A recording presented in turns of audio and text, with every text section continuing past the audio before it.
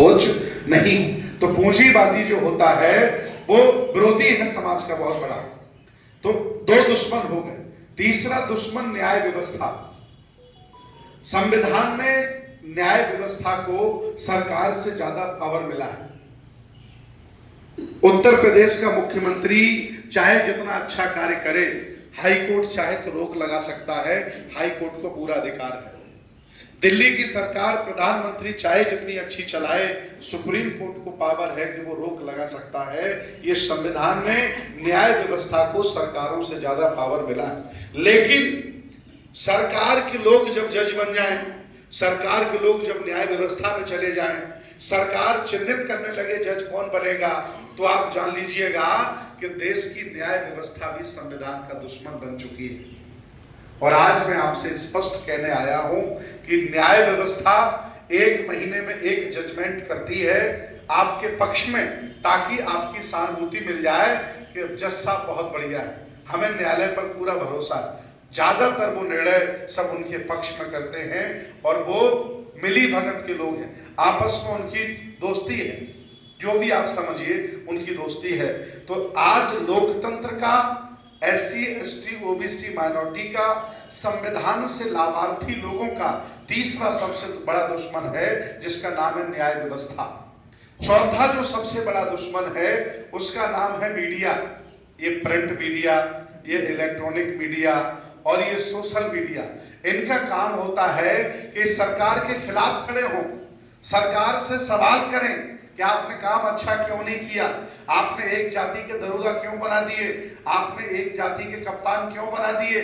लेकिन सरकार के लोग जब चैनलों को खरीदने लगे, सरकार के लोग जब चैनलों में पैसा लगाने लगे और सरकार की गणना, सरकार की तारीफ जब टीवी चैनलों से होने लगे, तो आप समझ लीजिएगा कि मीडिया भी संविधान का दुश्मन।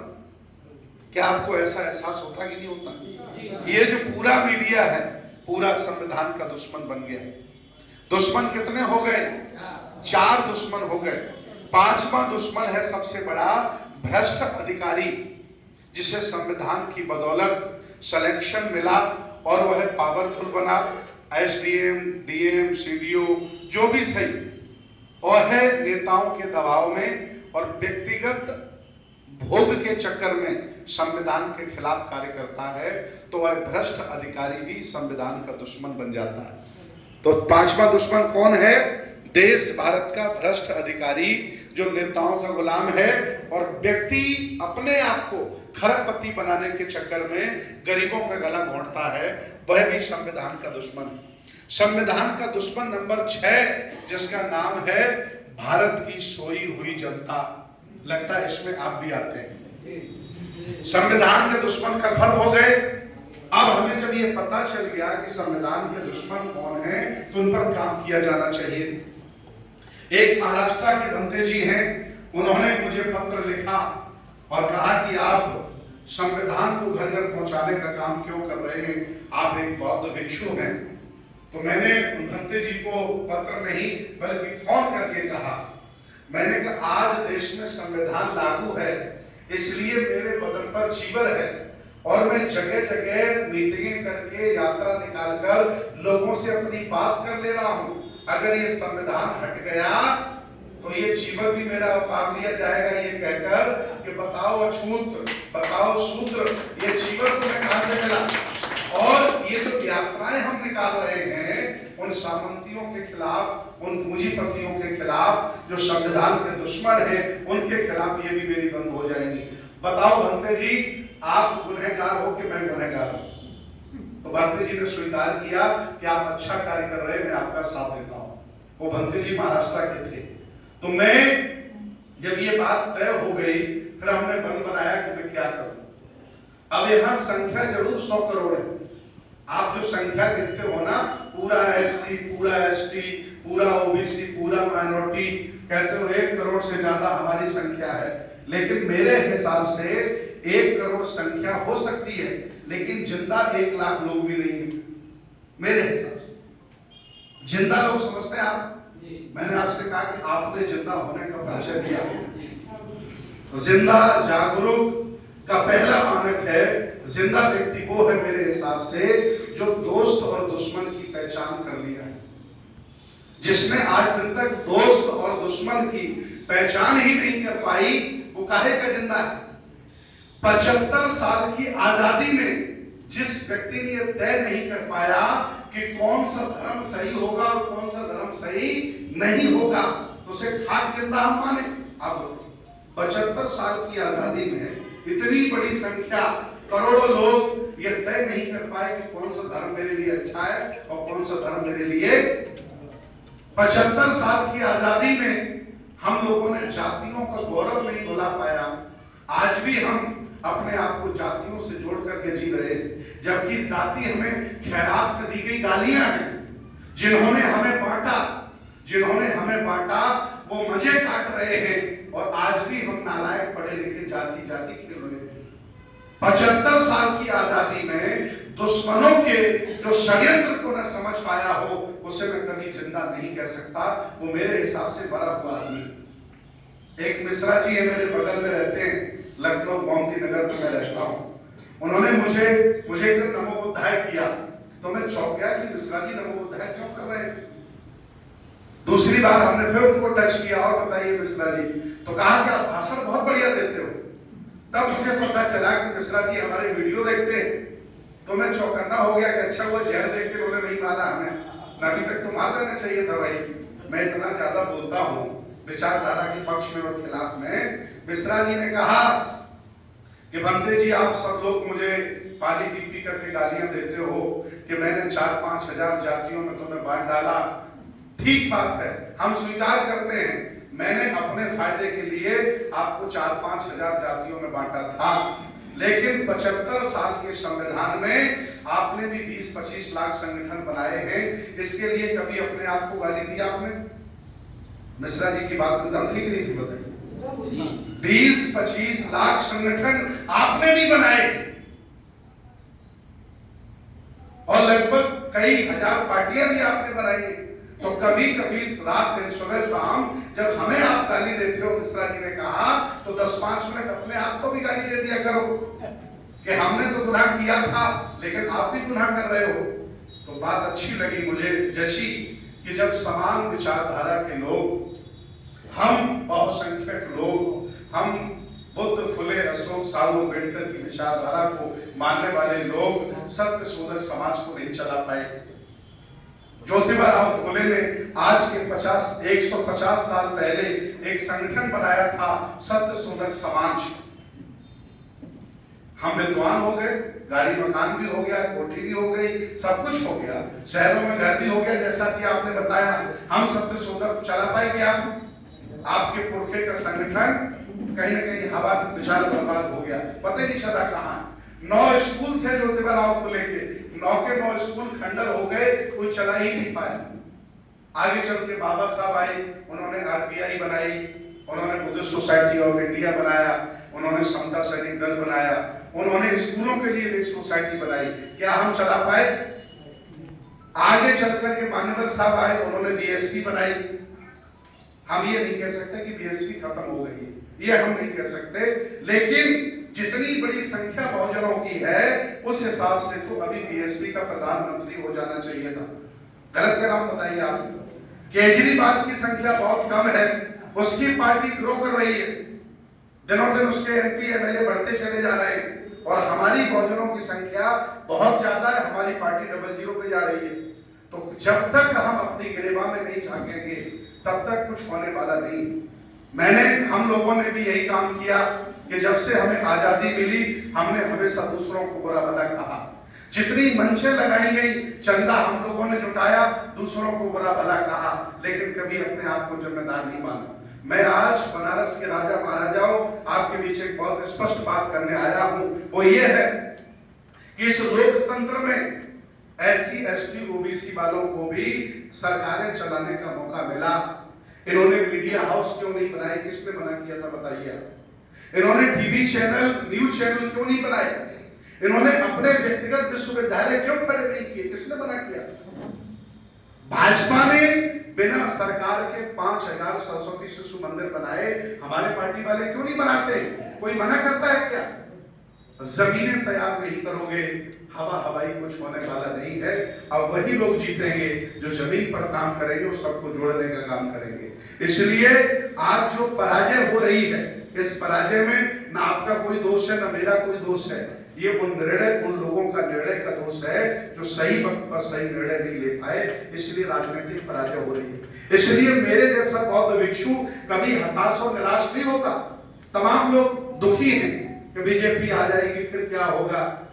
अरे इससे भी बुरे वक्त हमारे पुरखों ने देखे हैं, इससे भी बुरे वक्त दुनिया के लोगों ने देखे हैं, लेकिन वो कभी हारे नहीं, कभी डरे नहीं।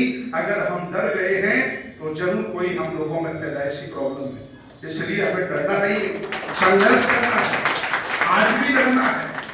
और हम किसी भी लोग लालच में और किसी भी चीज में हम अपनी विचारधारा संस्कृति के साथ खिलवाड़ और समझौता नहीं कर सकते। मैं एक बौद्ध भिक्षु हूँ, जिसलिए मेरी इज्जत है, जिसलिए मुझे जाना जाता है, वो बरकरार रहेगा, चाहे मुझे सम्मान मिले न मिले। ऐसा नहीं कि हम विचार बदल देंगे अपने, ऐसा नहीं। अभी उन्होंने कहा कि बंदे जी भाजपा के कार्यक्रम में राम मंदिर में गए, मुझे निमंत्रण दिया। भले ही जिनके लिए मैं काम करता हूं वो लोग मेरी इज्जत ना करते हों, लेकिन बीजेपी के लोगों ने मुझे राम मंदिर का प्रतिष्ठापना का निमंत्रण भेजा और लेकर के कौन आया? अवनीश अवस्थी, आप जानते हो सीनियर IAS अफसर है, वह लेकर के मेरे आवास पर आया। मैंने कहा कि जिन लोगों का मैंने नमक खाया है, जिन लोगों का भोजन किया है, वो मुझे गद्दार घोषित कर देंगे, लिहाजा मैं आपके इस कार्यक्रम में नहीं आ सकता। मुझे मौका था, मैं जा सकता था ना। जाने कितने लोग समाज में है, मौका मिलता तो चले जाते कि बड़ी फोटो खींचेगी, बड़े लोगों के साथ बैठकर को मिलेगा, लेकिन नहीं। हमारे महापुरुषों की जो क्रांति है, उनके विचार है, जो संस्कृति है, उसके साथ हम समझौता नहीं करेंगे। और आज लड़ रहे हैं, कल लड़ेंगे, परसों भी लड़ेंगे। अब बात आई संविधान की। बाबा साहब ने जब संविधान बना के हमें आत्मर्पित कर दिया, समर्पित कर दिया। देखिए, संविधान लिखना भी बड़ी बात है, और संविधान लिखने के बाद संसद में आए सभी सदस्यों को संतुष्ट करना और बड़ी बात है। मैं आपको बताना चाहता हूं, आप लोग बाबा साहब को सिर्फ संविधान का रचनाकार ही मानते हो, लेकिन मैं आज आपको बताना चाहता हूं कि पहली संसद में पूरे देश के लोग चुन करके आए थे। उसमें तमाम जमींदार भी थे, तमाम बाबा भी रहे होंगे, तमाम और बड़े बड़े जातियों के धुरंधर लोग रहे होंगे, वो सबके संबंधवादी रहे होंगे, ऊंची जाति के लोग रहे होंगे। डिबेट चली 2.5 साल, जैसे हमारी आपकी डिबेट हो रही है ना, इस तरह से 2.5 साल डिबेट चली। प्रश्न पर प्रश्न किए गए, एक अनुच्छेद पर एक एक दिन चर्चा हुई, और बाबा साहब ने कहा कोई दबाव नहीं, हमारे एक एक अनुच्छेद का जब तक हाथ थपथपा करके स्वागत नहीं होगा, तब तक हम मानेंगे संविधान भारत का नहीं। और ऐसा उन्होंने 2.5 साल में किया, और भारत को आत्मर्पित किया, समर्पित किया। पूरा देश की सारी व्यवस्थाएं जीरो हो गई, और संविधान से देश चलने लगा। संविधान से देश चलने लगा। बाबा साहब के हाथ में लाठी आ गई। बाबा साहब को एक कार्यक्रम में पूना के मराठों ने बुलाया था, और बाबा साहब से कहा था अपना उद्बोधन दे। तो बाबा साहब ने पूना में कहा था, अनिच्छावत संखारा, भगवान बुद्ध का सूत्र है, सुनिए, अनिच्छावत संखारा उपाद वेधमिनो उपजित्वा निरुजंती देशं गुम समसुखो। बाबा साहब ने कहा कि हाँ, कोई सुंदर सुंदर नहीं रहा, कोई गरीब गरीब नहीं रहा, कोई अमीर अमीर नहीं रहा, कोई गरीब गरीब नहीं रहा। ये संसार परिवर्तनशील है, मैं भी एक दिन इस संसार से चला जाऊंगा, लेकिन याद रखना बहुजन समाज के लोगों, ये संविधान अगर आपने 100 साल बचा लिया, ये संविधान अगर आप सब लोगों ने मिलकर के 100 साल बचा लिया, तो आपको इस देश भारत का शासक बनने से कोई रोक, ये बाबा साहब ने कहा। लेकिन आज 75 साल हुए। चिंतन का विषय क्या है? आज तो 75 साल हो गई, 25 साल बकाया है। आप लोग आधे लोग तो निपट जाओगे, नए लोगों को मौका मिल जाएगा।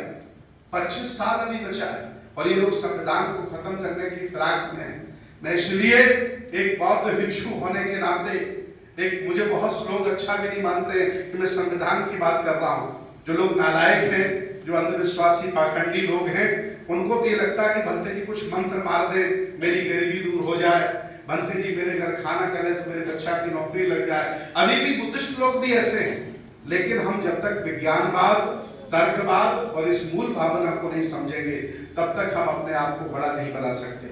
मैं एक बौद्ध भिक्षु होने के नाते पूरे देश में घूम रहा हूं। हमने अब तक 450 प्रोग्राम कर दिए। क्या आपकी जिम्मेदारी नहीं थी प्रोग्राम करने की? जितना संविधान ने अधिकार हमें दिया उतना ही अधिकार आपको दिया। लेकिन मैं घूम रहा हूं पूरे देश में संविधान के प्रति लोगों को जागरूक करने के लिए, आप तो नहीं घूम रहे। इसलिए मैं निवेदन करने आया हूं कि मेरा बनारस आने का मतलब और सारनाथ आने का मकसद तभी सफल होगा जब आप लोग बैठ कर के एक समिति बनाइए, संविधान हितरक्षण समिति बनाइए और बनारस के जितने गांव हैं सभी गांव का खाका बनाइए और एक एक बनारस के गांव में संविधान पहुंचाने का काम करिए। तब मेरा यहाँ आने का सफल होगा, नहीं आने का कोई मतलब नहीं। भंते लोगों को रोज देखते हो, सुबह भंते खाना खा के निकलते हैं, धम्मे के स्तूप की एक परिक्रमा लगाते हैं, कुछ लोगों से दान पाते हैं और आराम से बुद्ध विहार में सो जाते हैं। मेरा कोई बुद्ध विहार नहीं, मैं जहां पहुंच जाता हूं वही मेरा बुद्ध विहार है। जिस वाहन पर बैठा हूं वही मेरा घर है। मैं अपने जीवन को बुद्ध के सिद्धांतों के अनुसार चला रहा हूं। मैं भी पंडों की तरह तीर्थ स्थल पर मठ बना करके बैठ सकता था, लेकिन मैंने कहा पंडों की तरह तीर्थ स्थल पर मठ बना करके बैठने से परिवर्तन नहीं आएगा। परिवर्तन तब आएगा जब आप गांव-गांव, गली-गली लोगों के बीच में जाओगे और उन्हें बुद्ध, अशोक, फुले साहब, अम्बेडकर की विचारधारा से जोड़ोगे। ये संकल्प मेरा है। बहुत लोगों को अच्छा नहीं लग सकता है, लेकिन बहुत लोगों को ये अच्छा लगेगा कि मैं एक जिंदा जागरूक, जैसा बाबा साहब चाहते थे ऐसा बौद्ध भिक्षु बन करके पूरे देश में घूम रहा हूं और उन्हें जागरूक करने का काम कर रहा हूं। ये जिम्मेदारी अब आपकी है। मैं चाहता हूं ये अभियान ना रुके, इसलिए आप लोग तहसील वाइज, ब्लॉक वाइज गांव की सूची बनाइए और फ्री में नहीं, जितने का संविधान का कॉस्ट है उतने कॉस्ट में गांव-गांव दीजिए। अगर ये काम आपने कर दिया तो बनारस में भी लगभग 10-5 हजार संविधान गांव-गांव चले जाएंगे। ये बहुत बड़ी बात हो जाएगी। मैं कोई राजनीतिक व्यक्ति नहीं हूं, ना मुझे कोई एमपी एमएलए बनने की चाहत है।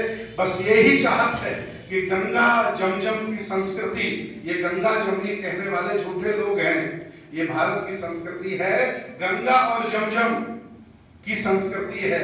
इसकी रक्षा करने के लिए मैं आपके बीच में खड़ा हूं। ये अलग अलग रंगों का भारत है, ये अलग अलग भाषाओं का भारत है, अलग अलग मान्यताएं और परंपराओं का भारत है, उसकी रक्षा के लिए मैं खड़ा हूं। मैं कभी भी अपनी जुबान से हिंदुओं की परंपराओं को गाली नहीं देता, मैं अपनी जुबान से कभी ब्राह्मणों को बुरा भला नहीं कहता, क्योंकि जब अगर हमसे कोई बुरा कहता है तो मुझे बुरा लगता है तो उनको भी बुरा।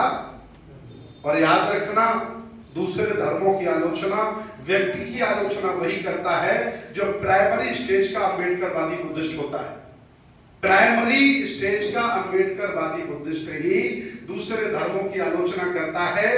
और जैसे जैसे वो ग्रेजुएशन होता है, जैसे जैसे उसकी पीएचडी होती है, वो आत्मचिंतन करने लगता है कि सारी गलतियां तो हम कर रहे थे और दूसरे का शीशा साफ कर रहे थे। इसलिए याद रखना, आज ये अभियान हम लेकर के आपके आए, बनारस में आए। आपने, मैं 4-5 लोगों को फोन कर पाया, चूंकि ये कार्यक्रम तयबद्ध नहीं है, प्रशासन एक तो अनुमति नहीं दे रहा, बड़ा कार्यक्रम करने की प्रशासन अनुमति नहीं दे रहा। एलआईओ वाले, सादा वर्दी वाले सिपाही हमारे हर कार्यक्रम में बैठे रहते हैं। जहां मैं जाता हूं 2 सिपाही मेरे आगे पीछे चल रहे हैं कि मैं कहां क्या लोगों को बता रहा हूं, लोगों को भड़का तो नहीं रहा हूं, लेकिन मैं तो सही बात बता रहा हूं। मैं आपकी रोटी खाता हूं, अगर आपके हिस्से की बात भी नहीं करूंगा तो कौन करेगा? इसलिए मैं अपना फर्ज अदा करने के लिए इतनी दूर से चलकर आया। अब आपकी जिम्मेदारी है इस अभियान को आगे बढ़ाएं। और ये कार्यक्रम कोई धन्ना सेठ नहीं चलाता, कोई राजनीतिक व्यक्ति एक चाय का मैं मतलब वो बता सकता हूं किसी राजनीतिक व्यक्ति ने हमें सपोर्ट किया हो। अगर कोई हिंदू बाबा कथा भागवत करने आता है तो तमाम पार्टी के लोग उसकी सेवा चाकरी में लग जाते हैं, लेकिन मेरे कार्यक्रम में किसी भी राजनीतिक व्यक्ति का कोई सपोर्ट और सहयोग नहीं होता। वो चाहें तो हमारा सपोर्ट कर सकते हैं, लेकिन उन्हें कोई करने की जरूरत नहीं। इसलिए मैं भी किसी का विरोधी नहीं हूं और किसी का पक्षधर भी मैं विचारधारा का विशुद्ध इंसान हूं। वो विचारधारा है बुद्ध, अशोक, फुले, साहू अम्बेडकर की विचारधारा। वो समता की विचारधारा, मानवता की विचारधारा। इसी विचारधारा ने 1250 साल इस भारत पर शासन किया। सम्राट महापद्म नंद से लेकर सम्राट हर्षवर्धन तक, 46 पासियों के राजा तक ये देश बुद्ध की संस्कृति रहा। और याद रखना, आगे भी रह सकता है अगर आप अपने गौरव को पहचान जाएं। और जो आप अपने अंदर जाति का गौरव बना करके बैठे हैं, जो आज आपके विकास में बाधक है, जबकि संविधान ने हमें एससी बना दिया, संविधान ने हमें ओबीसी बना दिया, माइनॉरिटी और जनरल बना दिया, लेकिन फिर भी हम जातियों का अपने जाति के नाम के साथ जोड़े हैं और जातियों में बटे हैं। इसीलिए आज भी कोई बीजेपी का प्रत्याशी आता है तो राष्ट्रवाद के नाम पर और हिंदुत्व के नाम पर सभी जातियों का वोट पाता है, और आपकी पार्टियों का कोई प्रत्याशी आता है तो जाति के वोट मिलते हैं, दूसरी जाति वाले देते ही नहीं उससे। ऐसा है कि नहीं? ये बहुत आत्मचिंतन का विषय है कि हम मानव बने, और वो भी ऐसे मानव बने जैसे जापान के लोगों ने बन के दिखाया है। जापान में जब हिरोशिमा नागासाकी पर परमाणु बम डाला गया, जापान को तबाह कर दिया गया, बर्बाद कर दिया गया। 25 साल बाद मीडिया ने जापान के प्रधानमंत्री से पूछा कि आज आप सक्षम हैं, आपकी इकोनॉमी अमेरिका के बाद हो गई है, कि आपके मन में कभी नहीं आता कि आप भी 4-5 परमाणु बम वाशिंगटन पर डाल दें, व्हाइट हाउस पर डाल दें? तो जापान के राष्ट्रपति का स्टेटमेंट था कि महोदय, अमेरिका के रोडों पर हमारे कैमरा लगे हैं, अमेरिका के हर घर में मेरी टीवी लगी है, और अमेरिका के हर घर में मेरी कार चलती है, हमने अमेरिका पर विजय पा ली है। ये जवाब था उस जापान के व्यक्ति। यहाँ बर्बाद करने की लोग बात करते हैं, छोटी छोटी बातों पर जिंदगी भर बोलते नहीं है, एक दूसरे को बर्बाद करने के लिए तुल जाते हैं। समझो, गौरव को समझो कि किस गौरव में आपका जन्म हुआ है। और मैं इसी के साथ निवेदन करूंगा कि जो मैं संविधान लेके चला, ये संविधान लिस्टेड है, ये संविधान गिनती होते हैं कि 25,000 संविधान मेरे माध्यम से चले गए। आपके घरों में संविधान हो भी सकते, नहीं भी हो सकते, लेकिन मैं चाहता हूं कि मेरे यहाँ से जरूर 1-1, 2-2, 4-4, 5वां संविधान लेकर के आप जाएं। और ये यात्रा आप लोगों के सहयोग से चलती है। ये 10-15 लोगों का काफिला, ये 40 लाख रुपए की बस हमने बनवाई, आप सब लोगों के सहयोग से बनवाई। लोग हम पर विश्वास करते हैं, फेद करते हैं, लोगों ने हमें दान दिया, पैसा दिया, बस बन गई। आज हम पूरी टीम के साथ पूरे भारत में घूम सकते हैं। मैं भी अन्य बौद्ध भिक्षुओं की तरह चाहूं तो बुद्ध विहार में एसी लगा करके रह सकता हूं, लेकिन नहीं, जब वो मरेंगे तो उनके साथ 2-4 हजार होंगे, और जब हम मरेंगे तो लाखों लोगों का काफिला मेरे साथ होगा। और ऐसा नहीं है कि वो एसी में लेटे तो 1000 साल जिंदा रहेंगे, जिंदा हम ही ज्यादा रहेंगे, क्योंकि हम संघर्ष करते हैं। याद रखना, लेने वाला व्यक्ति कभी लंबी उम्र नहीं पाया, हमेशा दुनिया को देने वाला लंबी उम्र पाता है। कौन मारेगा बुद्ध को, कौन मारेगा कबीर को, कौन मारेगा अशोक को, कौन मारेगा बाबा साहब डॉक्टर अम्बेडकर को, कौन मारेगा कांसीराम को? मरेंगे तो आप सब लोग ना, जो सिर्फ अपने लिए जिंदा हैं, अपने लिए जी रहे हैं। वो कभी नहीं मरते जो देश के लिए, समाज के लिए जीते हैं। इसलिए मैं आह्वान करता हूं, आओ, निकलो, ये बड़ी सी विरासत, ये बड़ी सी परंपरा आज आपको पुकार रही है।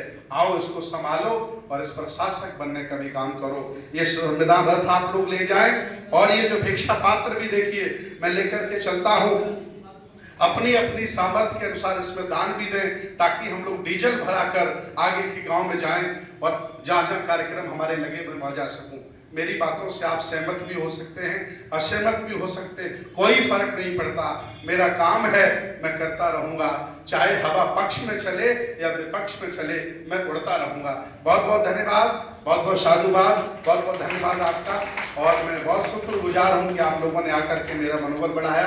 बहुत बहुत धन्यवाद हरिश्चंद्र जी का, उन्होंने मुझे अपना हॉल दिया और रहने के लिए 2-3 कमरे भी मुझे दे रहे हैं। अगर मैं होटल में रुकूंगा तो पैसा खर्च होगा। भाई, यहाँ के डीएम ने मुझे गेस्ट हाउस नहीं बुक किया, कहा कि यहाँ प्रधानमंत्री मुख्यमंत्री आए तो मुझे कमरा नहीं मिल पा रहा, तो मैं यहाँ रहूंगा। और सुबह मेरे लगातार 3 कार्यक्रम लगे हैं, मैं करके आगे की यात्रा तय करूंगा। और आप सभी लोगों के नंबर मेरे पास आ गए। अगली बार जब भी मैं आऊंगा तो आपको व्यक्तिगत फोन करूंगा या मैसेज करूंगा ताकि आप और संख्या में आ सकें और हमारा साथ दे सकें। बहुत बहुत धन्यवाद, बहुत बहुत साधुवाद। जय हो। आप जिनको संविधान लेना हो ले लें, जिनको दान देना हो दान दें। ये संविधान का सर जो है